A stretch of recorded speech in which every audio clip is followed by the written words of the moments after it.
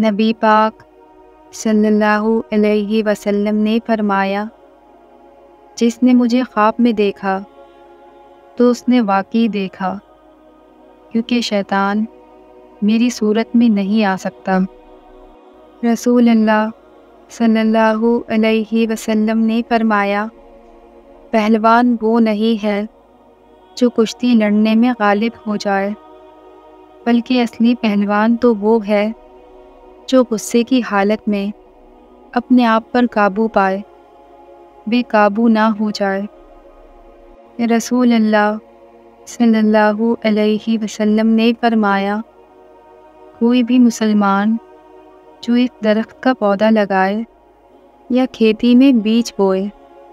پھر اس میں سے پرندہ یا انسان یا جانور جو بھی کھاتے ہیں وہ اس کی طرف سے صدقہ ہے۔